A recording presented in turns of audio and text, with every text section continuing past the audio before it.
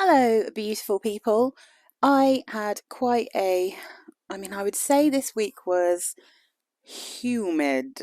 A nice way of saying, my goodness, it was sweaty. There were a couple of days this week where I feel like the humidity in the UK was so high, and London, obviously, where I live specifically, that I could almost feel like I was walking through some kind of tropical climate.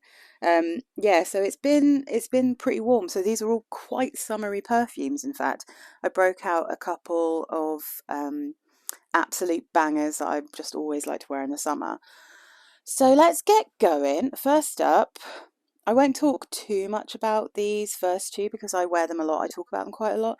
So this one, mm, this one is Boum Savon. So this is just one that kind of smells clean and fresh, a little bit like, I think it's supposed to smell like a bubble bath, and it kind of does. It's floral, but there's definitely a fruitiness in here that isn't explained in the notes they give you. Um, ooh, yeah, it just smells fresh, pretty. It's managed to do something which I think seems to be slightly rare, which is that it's obviously a white floral perfume, but it's not too screechy, too sharp. It makes my nose tingle a tiny bit in a kind of fresh aldehydic bubbly way, but it's not like aggressively white floral. It's got an aquatic, watery vibe to it. It's got just a hint of something sweetening it up. And like I said, I do feel like there's some kind of fruit in here that they haven't got in the notes. So this is floral notes and almond in the top, middle notes are water lily and lily of the valley, base notes musk and jasmine. And it's just a great one if you want to smell clean and fresh. It was a weekend one for me. I rarely wear this one to work, actually. It does kind of feel like it's suited to being at home. But it's not that I wouldn't wear it to work, I totally would. I feel like I just reach for it naturally on the weekends. This one I did wear to work. I wear it all the time. I love it. Used to be a signature for a little while. And happily, a few people have commented to say that because I love this so much, they have bought it. They've managed to get it and they love it too. So, yeah, this is such a good one for summer. Um, you can really overspray this one as well. It's never too strong, but the more you spray, the better it lasts. And if you get it on your clothes, it lasts for ages. You can see my poor little bottle, the pink's starting to come off. This is also, oh, Jeanne Arthes Boum. This is green tea and cherry blossom. This one came out, I think maybe this came out in something like, was it, I might say, no, 2006 can't be right. Maybe 2012 or something. Um, and I don't think they actually have it on the Jeanne Arthes website anymore, but it has started to turn up again very joyously in like Notino, Makeup UK, lots of other websites. I've seen this pop up. It's just one of my absolute favourite perfumes of all time. Like, it's just so perfect for me. It has a lot of stuff in it that I love. So it has tea, which I love. It has lemon, which I love. It has pear, which I love. Cherry blossom, love it. Blackcurrant, love it. Rose, a bit fussy about rose, but I can smell a bit of rose in here, and it is a perfect hiccups, excuse me, rosewater rose. And then in the base notes, peach and musk, and that is not a peach that's syrupy or sickly. It is just a lovely, watery, juicy, natural smelling peach. But I can get all of the notes in this. I can smell all of these notes. I would say it's like a good mixture of cherry blossom and rose as the floral going on here. You can tell it's a tea perfume. It has that aquatic tea vibe to it. It's just heavenly. And I love this one. It's not too fruity, even though it's very fruity, because it doesn't get that sickly, thick, syrupy, doesn't smell like a kind of cocktail. It's more like a delicious, watery. If you imagine like a sweetened, uh, like hibiscus tea, like hibiscus tea, that sort of feel, that watery, delicious, fresh, but like over ice or something. I love it. I wear it all the time. It's just one of my absolute all-time favorites. I'm just making sure I'm going to have room for the next one. Okay, so another one that I massively recommend for summer. It is so good. It is so much nicer, in my humble opinion, than light blue, and obviously much cheaper. I mean, this one's super cheap because I have the dupe. So this is La Rive Wave of Love, and this is a dupe of Eclat d'Arpège from Lanvin. Eclat d'Arpège is exactly the same colour. It's got a beautiful round bottle. If I see that for a decent price, maybe at some point I'll get the little 30 ml so I can compare it and see how the performance and how the scent compare. But it's so beautiful, this perfume. I really only do like it in hot weather, because in colder weather I get more of the cedarwood in the base, and there it starts to move a little bit into that more of a light blue smell. But it's really similar to light blue, but it's more feminine, it's prettier, it's got purple florals. The colour is exactly right for this one. It's just so pretty. So the notes: lilac, lemon and black elder. And then the mid is tea, wisteria, peony, osmanthus and peach. Base is musk, amber and cedar. And whenever I wear this in summer, I'm always like, yeah, this is so good. I smell really good. I'm aware that I'm wearing it. When it's hot, this one doesn't, the longevity isn't like amazing, and I don't think on any of these kind of perfumes it is, and I don't think the Lanvin one, because they're so delicate, you know, they're not long lasting. They're very delicate, light, summery, pretty. But I was really aware I was wearing this. I did spray on my clothes as well as my neck and stuff, but it's lush. I love this. I think it's one of the best summer perfumes.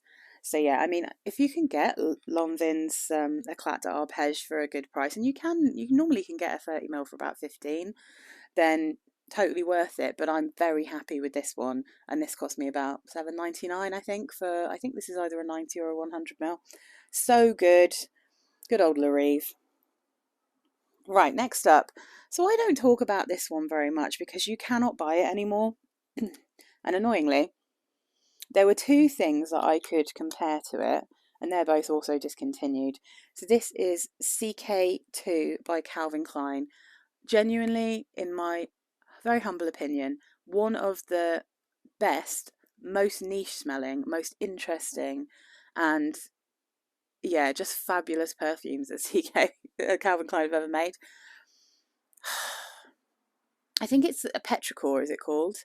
When you have the smell of rain. I think that's right. It's one of those, and it is so delicious. My husband actually complimented me on this one. So I went to kiss him goodbye, and he said as I was going out, "Oh, you smell nice." And it's really hard to explain this one. I'll read you the notes. But it's a kind of magic, and in hot weather it is absolutely at its best. So top notes: wasabi, violet leaf, mandarin orange and pear. Middle notes: pebbles, hedione, orris root, peony and rose. Vetiver, white musk, incense and sandalwood in the base. It has this smell of cold rain on hot pebbles. Like it has that smell. It smells like water, but it's also obviously like a scent, you know. I can smell the pebbles. I do get that slight smokiness. The orris root is really pretty in here. I can smell a bit of pear. I definitely smell rose in this. And I don't know if everyone else agrees with me on Fragrantica, but I can definitely smell rose in CK2. That's the floral I get. I don't really get much violet leaf, maybe a bit of greenness, but the magic of this one is in hotter weather you get a real genuine gentle sweetness coming through on the skin, on my skin anyway, and oh, it's just so magical. So this one, like I said, is almost impossible to find. I started off with a 30 ml of it, and I loved it so much that I got this bigger bottle, and then I passed on and I sold my smaller bottle because I knew it was so hard to get hold of. And this is a strong perfume. I sprayed my wrists, either side of my neck, and maybe the back of my neck. Front of my hands I always do. So maybe like 5 sprays. Can I count? Yeah, 5 sprays altogether. And that will keep me going for 8 hours. Like, and I can still smell it, but I will top it up at the end of the day before I leave work. It's just so long lasting. It's so impressive for such a kind of aquatic, strange perfume. And I've been trying to find alternatives, but the thing is, the ones that I found that I think were actually good are both gone. So H&M Rain was like, it wasn't quite as complex and interesting as this one, but it was in that same kind of wheelhouse. It smelled kind of similar. And the other one, which I love and I would love to have a bottle of, but it turns out that's also discontinued, is Concrete Rain from All Saints. Such a shame they stopped doing that because, again, not exactly the same as this. It doesn't have the same notes, but it has that same feeling of, the cold rain on hot pavements. You know, it's such a shame that all of these are kind of disappearing. I imagine there's some niche brands where you'll still be able to get these, but what I love about this, and actually to be fair, Concrete Rain and the Rain from H&M that was really good, is that it doesn't have any kind of metallic notes in as well, because like there's some things I think that sometimes have a little bit of a metallic-y scent when they're doing this kind of also pebbly scent or this kind of stone scent. But yeah, it's just I love it. If you ever see this secondhand for cheap, it's a very high recommendation. I do think it's an absolutely incredible perfume. It's one, again, I only have the urge to wear this in hot weather because I think it's a bit sharp when it's not hot. I think it's very much designed to be worn in hot weather. And again, it's so long lasting that it's like it's so perfect to just put on when it's a hot day, and it's just gorgeous. So anyway, yeah, sad that one's so blooming hard to find all the time. So I wore my Born Lovely again by Sarah Jessica Parker, and this time I wore it to work. So I don't often, I'm just going to make sure this is bright enough because it's kind of gloomy in my room. It's gloomy weather today. Born Lovely is one that I so often wear at home because it's just so easy to put on. It's so comfortable. It's just one of my absolute favourite freshies ever. But I don't necessarily always think to wear it to work. And then I just really fancied it, and I was like, I'm just going to have to wear this beauty to work because I just love it. So when I wear it at home, I'd kind of decided that I would be wearing the body spray in the warmer months and the perfume in the cooler months. But because I was wearing it to work, I sprayed this one on my skin first, and then I sprayed this one all over me, like all over everything. And then I've got the little rollerball, and I take this one to work. So the Born Lovely rollerball is the one I take to work. It's just perfect. I've talked about it loads. Did I wear this? I might have even worn it last week. I'm just obsessed with it. I love it. It smells like clean, wet laundry to me. I might just for space purposes, I might just put Born Lovely over there. Let me just see if I can. Yeah, let me just put it over there. So it's peony, cassis, mandarin orange in the top, freesia, orange blossom, honeysuckle in the mid, base note, cedar, patchouli and caramel. And again, it's just, yeah, I mean, mainly I think of this as a peony and blackcurrant. I think, though, the freesia, orange blossom and honeysuckle's just giving this a lovely kind of slightly soapy, clean, yummy scent. And the patchouli and the cedar, maybe just a slightly woody, earthy base, but not much. And again, like I've said before, the perfume, you get that more than you do in the body spray. And then the caramel, I get a little bit more in the body spray than I do in the perfume. But all that does is sweeten it up, but it doesn't really smell like caramel. It's just fabulous, and it's one of my favourite freshies. And it kind of links up a little bit with what I'm about to talk to here, because I can't believe this is still in the box, so that will probably tell you that I'm not planning to keep this one. This is Acqua Colonia from 4711, and this is the Freesia and Musk from 4711. So this is really surprising to me because two came out at the same time, and it's not even this year's. I think it might be Yuzu and Cedarwood is the one from this year, which it doesn't necessarily sound like that would be my favourite. I can be really fussy about cedar, but I still want to try it because I am a collector of 4711 Acqua Colonias. This doesn't smell too bad to me from the nozzle, but I can't really wear this. So what I'm thinking is that this probably has like ambroxan or something in it that it's not listing, because Freesia and Musk, they only tell you there's Freesia and Musk in it, which obviously isn't particularly helpful. But it does, does it smell? I guess it does smell like freesia, but it smells like there might be another flower in here as well. It doesn't, I mean, of course, there's probably different types of freesias. There is a sweetness to this, which is nice. It has a muskiness, maybe almost a tiny bit of powderiness. But when I put this on my skin and it's been on for a few minutes, it starts to get very sharp and screechy to me. And that is what always happens with, well, there are some white musks, I think, that maybe smell a bit like that. It's giving me the vibe I get from Lancome Idol and like Dior Poison Girl. Like there's this kind of the needle in the eye thing that I get sometimes. So maybe that in here is ambroxan, because I do have an issue with that, with like lots of ambroxan in perfumes. It does smell strange to me. It does get really sharp and uncomfortable to me. But like overall, before that happens, this does remind me a little bit of Acqua Colonia Cotton and Almond. It's not exactly the same. I like that one much better. That one is staying in my collection, and this one is not going to stay in my collection. But there are definitely some crossovers. It's the closest Acqua Colonia I've smelt to that one that's discontinued, or well, it was a limited edition that everyone's always asking me about. But what I'm going to say is that genuinely, Born Lovely smells it, it doesn't smell the same as the cotton and almond, but it really wears in a very similar way, and wearing this one is quite a similar experience to wearing the other one. This one I prefer. I think this one's nicer overall. So Born Lovely, I think, is my top tip if you want to get something that does have that vibe of the cotton and almond, because cotton and almond definitely has it. There's definitely fruit in that perfume. There's definitely, I would say again, because of these two, I'd say there's freesia in that perfume. It's not as straightforward as the notes on it suggest, as most of these aren't just two notes.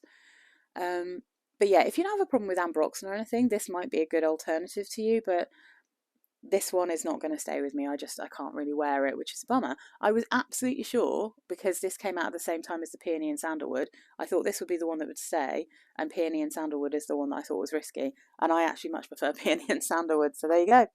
Sometimes you just got to try them. So the other one I wore, and I'm going to try not to go on a rant about this because I love this perfume, and I do, as you know, love Acqua Colonias. So you can see this is Acqua Colonia Green Tea and Bergamot. It's a bit confusing really, because historically the gold lids have been on the permanent collection and the silver lids have been on the limited edition. But this is, I thought this was going to be a limited edition, but it does seem to be appearing in like their minis now, and I think this might actually be permanent in the collection. Whereas the tea collection they did, which was this one, Green Tea and Bergamot and Matcha Frangipani, have the silver lids, and those were limited edition. You can't get them anymore, and it is genuinely a tragedy because Green Tea and Bergamot, it's perfect. It's the best bergamot perfume I've ever smelled. It's my absolute favourite. It is. It's got a powderiness. It's sweet. It's definitely more bergamot than green tea, but the green tea I think is stopping this from being too sharp, too citrusy. It's creating this kind of nice, slightly aromatic vibe in the background, but it's like a powdery bergamot, and it's so pretty. And the Matcha Frangipani, also gorgeous. It almost opens smelling a little bit like Herba Fresca or something from the Guerlain, what's that called? Aqua Allegoria. And then it gets into like more of a powdery frangipani with that real powdery matcha going on, a little bit of greenness. It's so beautiful, both quite sweet. And then the blackberry and cocoa one, amazing. Like I said, the cotton and almond one, amazing. There's some really good ones that you just can't get anymore, and it's sad. I would love for them to bring the tea ones back, or do more tea ones, because they absolutely nailed them. They're such good perfumes, and they're so good for hot weather. I love this one. I do think actually the bergamot one's even better than the Matcha Frangipani in terms of like really hot weather. So I wore that on a day that was really quite hot, very kind of humid and sweaty. But yeah, I love them. All right, stop going on because we've got a couple more. I'm still kind of on the fence with how I feel about this, because I do really like it, but I think what I have to realise is I don't know that I'm enjoying this in hot weather. So this is Giulietta from Tocca, and I know, unlike everyone else, everyone's like, this is great for summer. Everyone I've seen talking about it has loved it for the kind of summery months. I just find it so intensely musky. Um, it's got that same kind of muskiness that uh, Modern Princess, for instance, has, and Lanvin's Jeanne. Well, Lanvin make Modern Princess as well. I'm just looking over at my musky section. Um, yeah, oh, and Guess Dare. It has that same kind of muskiness, but then it has a very kind of green apple and quite a sweet floral. It's much sweeter than I was expecting. It smells thick, this one. Um, so I'm thinking realistically, this is much more of a spring perfume to me, like a cold spring perfume. Um, I say cold, you know what I mean, cool spring perfume. Because I just think otherwise it definitely has just a hint of that smelling like a candle vibe about it that in the summertime I think is just a little bit too much for me. And I think it's so pretty at the same time. Like, it's a really interesting perfume, this one. It does not smell how I expected it to. So the notes here are Granny Smith apple, ylang ylang, and pink tulip. Middle notes are lilac, lily of the valley, iris, orchid, and rose. Base notes musk, heliotrope, sandalwood, amber, and Virginia cedar.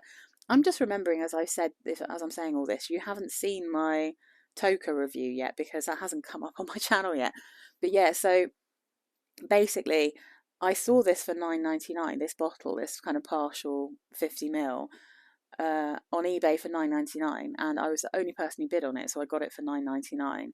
And I ordered this before I got the sample set, um, because actually, it's like to buy a sample of this was almost as expensive as when I won this bottle. But anyway, so I got the sample set around about the same time that this actually arrived, and I was like, oh, this is really surprising how this smells.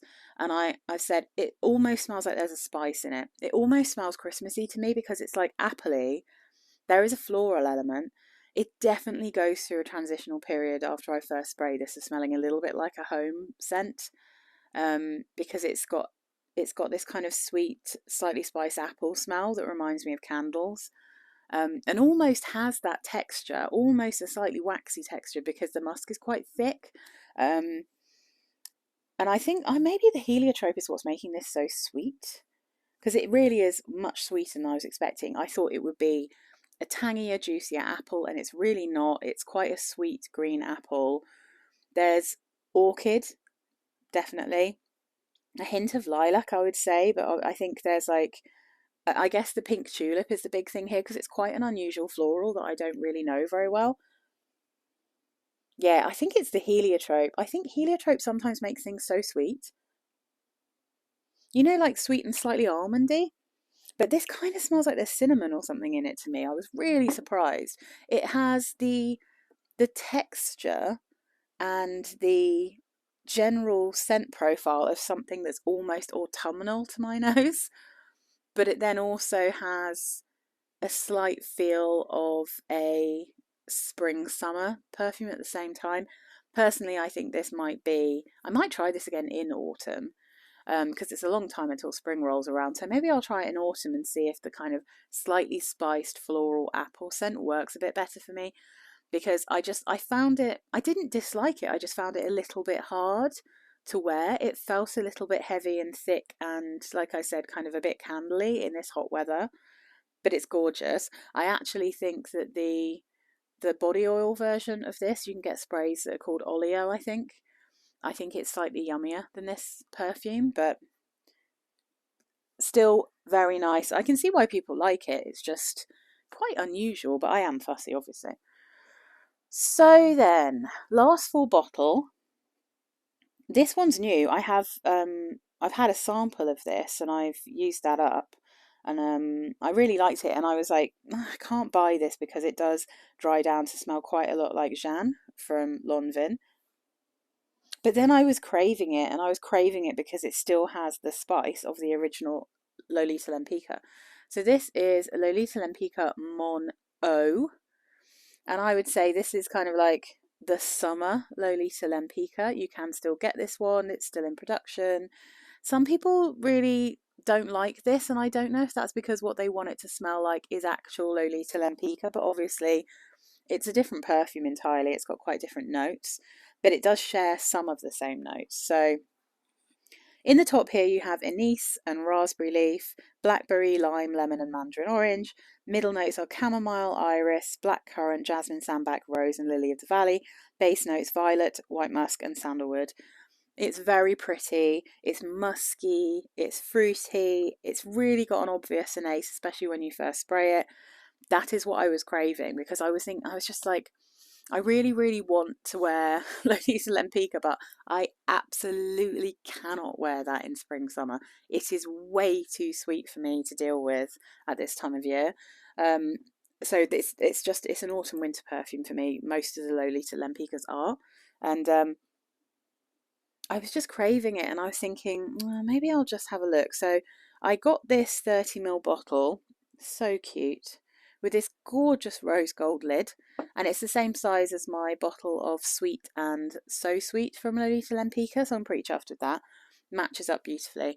I got it on Amazon, and I think it was £22. So it wasn't horrific. I've been waiting because I've been hoping I could get it for less, but I don't really see this one very often, and I don't really see it being sold on very much, and it's normally about 25. So when I saw it for 22, I thought I'm just going to treat myself to it because I was craving it. Now, it definitely does, like I said, have the spices in the top. It has a little bit of yummy fruitiness. It's not very strong. It's light. It's clearly designed to be a light perfume, and it's so weird. It really does dry down to smell a bit like Jeanne from Lanvin. And that is like a blackberry and raspberry musk. That's pretty much how I think of that. It's got quite a lot of freesia in that one, and this does kind of veer away in a little bit. It definitely smells different when you first spray it, but in the deep dry down, it's definitely got some crossovers with Jeanne. So if you like the idea of a blackberry raspberry musk, a floral musk, but you don't like the idea of having that Lolita Lempicka anise kind of smell in here as well, or a bit of violet, then Jeanne is the one to go for. If you love Lolita Lempicka Original and you want something super light and pretty and feminine, but because it's still got that kind of spicy element, I still find this one quite sexy. I don't find Jeanne particularly sexy. I think that's quite girly, pretty, quite innocent smelling. There's something about having that spice here that just like makes it a little bit more sexy, you know? I did a little order with Small Aromas. I'm in the UK, and I really like Small Aromas for getting what they call getting samples from. If I want to know what things smell like and I can't get like carded samples and I can't smell them in store, which is the case with quite a lot of things that I'm interested in. So I wanted to try this one. This is a super affordable perfume, but it's also a Middle Eastern brand, and I have been bitten so many times by getting that kind of tar smell in Middle Eastern perfumes that I will never ever blind buy a bottle again, even if it's only 15 quid. So this is Aroma Concepts. This is called, let me see, what does it say? Batikh, is that how you say it? Batikh Watermelon. It's the one that's in the bright red bottle. A lot of really popular YouTubers have been buying and talking about this one. So I'm on a watermelon kick, so I wanted to smell it. And it doesn't smell like tar, so that's a good start. It does smell like watermelon. It almost smells like, I feel like in the past I have had, I should say, a watermelon chewing gum or a watermelon bubble gum or something like that, and that's kind of what this smells like to me. It definitely has, it's interesting because it does have a little bit of that kind of Jolly Rancher smell going on, but what this has managed to nail, which I think some don't necessarily manage to nail, is that watermelon, that kind of unusual scent you get in a watermelon that you don't get in any other melons. So I think some melons, some are sweeter, some are kind of not quite as sweet, some are more watery, some are firmer or whatever, but they all have a relatively similar melon smell. And then watermelon has a completely different smell, its own slightly unusual scent, and they've nailed that here. But I don't love it, and the reason I don't love it is because it's quite strong, it's quite syrupy and sweet, so you don't get that fresh wateriness that you get with an actual watermelon, and that's what I was hoping to find. If I could get the watermelon notes from here without all the other notes, I'd be quite happy, because this smells like, do you know, if you know what Sarah Jessica Parker's SJP NYC, the original NYC perfume, if you know what that smells like, then imagine that with a watermelon note and you've got this. So the notes in here are top notes of pear, cologne and tangerine, middle notes of watermelon, strawberry, apple and rose, base notes praline, musk and amber. So the apple and the strawberry are really strong in this. The cologne is not too bothersome here, and sometimes I really struggle with perfumes with cologne, but maybe that's because they often also have ambroxan and stuff in. Yeah, I like the watermeloniness, but that definitely dissipates a little bit after it's been on your skin for a while, and then it smells like a strawberry and apple perfume, and it's quite syrupy and sweet, smells a bit like a cocktail. So yeah, I mean, if they'd made this without the strawberry, I think I would probably quite enjoy this perfume. If it maybe was more watery, yeah, like a little bit more sheer and didn't have that very syrupy strawberry, I think it would be a winner for me. But yeah, it doesn't quite float my boat. I already struggle with strawberry in perfumes, and I have a little rollerball of SJP NYC because occasionally I get the urge to sniff it or wear it, but it's very syrupy, and again, it maybe feels like I've grown out of those kind of syrupy, fruity perfumes. I kind of like them to have a little element of like maybe an interesting spice, or maybe like something like a gourmandy cream, or like a nice floral. I feel like when they're too syrupy and fruity and smell like an actual cocktail or a fruit smoothie, I don't love them as much. I think I used to. They used to be my favourite kind of perfumes when I was younger, but I think, yeah, I just feel like I've grown out of them a bit. As ageless as perfume is, I think I personally have just grown out of it a bit. But I do, if you really like NYC by SJP and you also want a watermelon perfume, I think you're gonna love Batikh watermelon by, what's it called, Aroma Concepts. Yeah, and I think they're about 25 quid for a 100 ml bottle, something like that. Although they might be more expensive than that now because everyone's talking about them, and obviously the more popular something gets, the more the prices go up. But yeah, that was my week. I don't know what this kind of week's going to be like coming up. Oh, I just got my delivery of my Lush limited edition body sprays, and I have made a video. I'm going to edit it. That's going to go up on Wednesday.